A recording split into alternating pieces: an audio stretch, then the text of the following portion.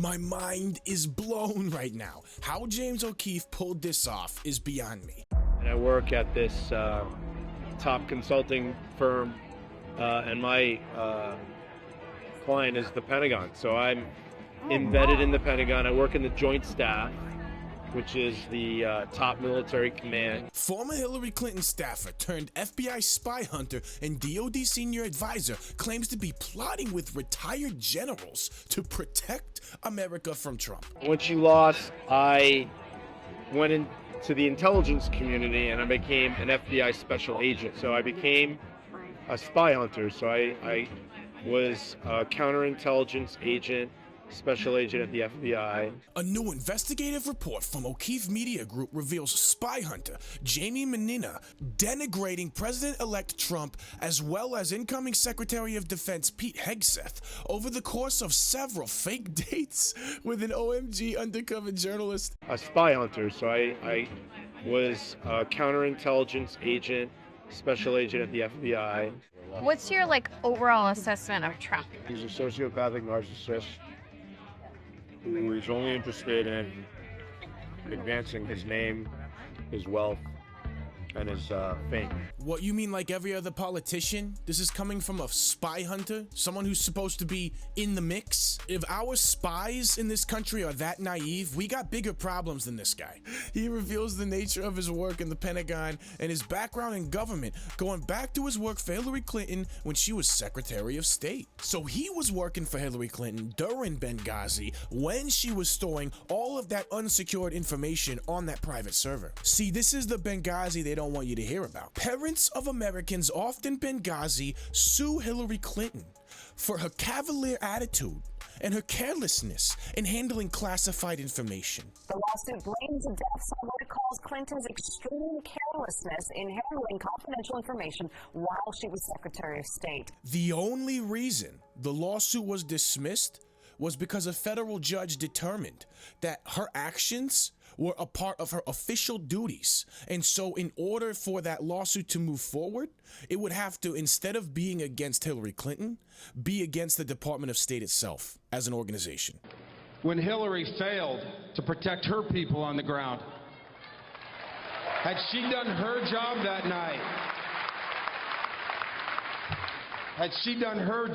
night, we wouldn't have had to compromise the annex.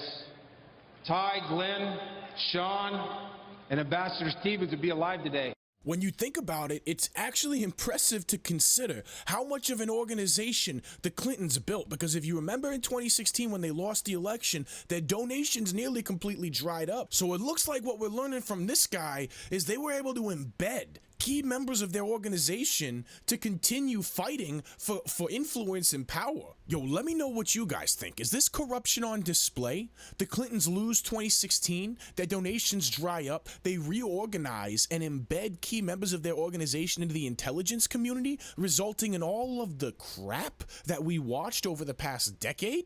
Is that not the definition of corruption? Tell me, you tell me. Maybe they're all just motivated activists and they really truly believe in the ideology. Hey guys, I love doing this work and I love calling out the corporate media and spreading critical thinking awareness. If you could like, subscribe, and hit that notification bell, it would help me out immensely reaching that 1,000 subscribers, making this sustainable. Is there anything you can do to protect American people from stuff that he might try to do?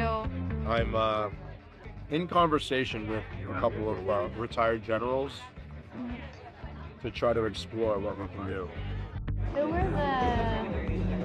the retired generals that you were going to talk to? They're like 1, 2, or 3-star generals and admirals. You probably know maybe 4 stars. You notice how the people on our side are never in institutions of government and are always acting on their capacity as a civilian, right?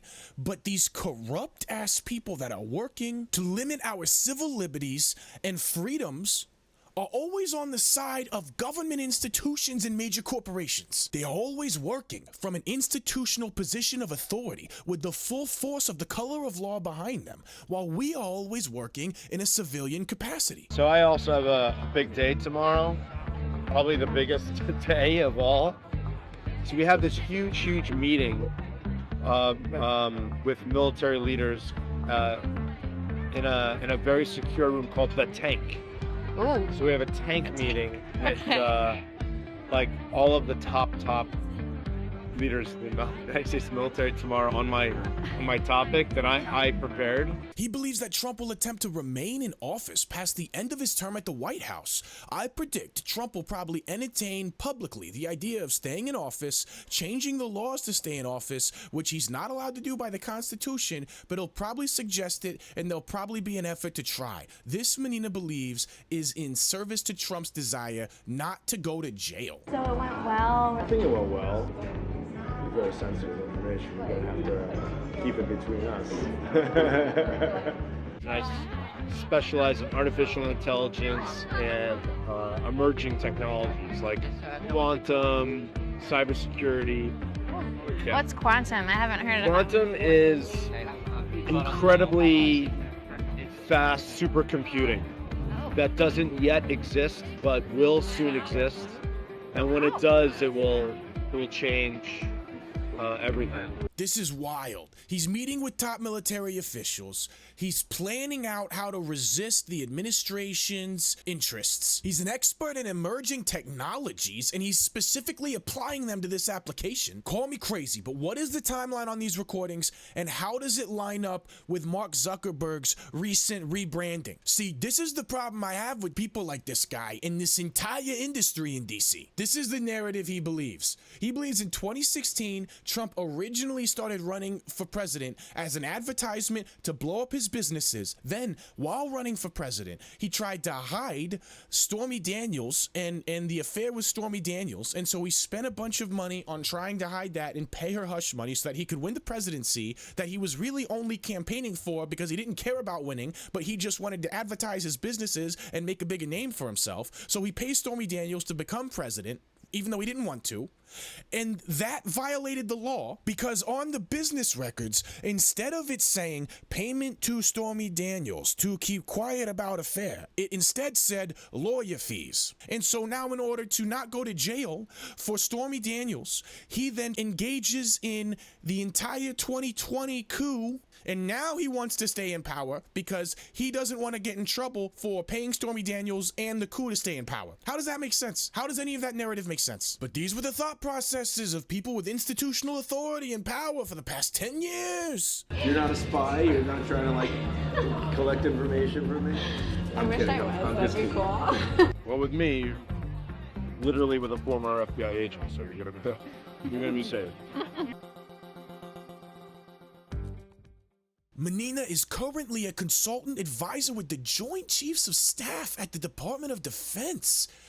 And he met Hillary Clinton when he was in college and worked for her at the State Department before going to the FBI, where he specialized in catching Russian and Chinese spies. He was inspired to do this because he believed they had compromised the 2016 presidential election. But they practically labeled you a domestic bad guy if you had questions as to whether anything like that happened in 2020? Mannina was sure that had Kamala Harris won the presidential election, he would have received a big job with National Security Leaders for America. That group, he said, was focused on explaining the national security consequences of another Trump presidency. This dude literally lived off of Trump derangement syndrome. Trump was this guy's cash cow. Dude, he made your career. Hate him for what? Regarding National Security Leaders for America, he said this organization tried to defeat Trump, tried to engage the American public, conducted hundreds of interviews. Mannina said he published over 100 opinion columns in newspapers across the country in furtherance of the mission to defeat Trump. This is how pathetic our institutions have become, man. This is just sad. If this was the 50s or 60s, they would have been able to actually accomplish something. Our institutions have fallen so far. They are no longer capable of even manufacturing consent among a relevant portion of the populace. They got called out so hard they had to distance themselves. When OMG sought to verify Mannina's claims, they reached out for comment to the Joint Staff of Public Affairs, who said that Mannina is not an advisor to the chairman or the Joint Chiefs of Staff or the Joint Chiefs, nor has he interacted with the chairman or the Joint Chiefs.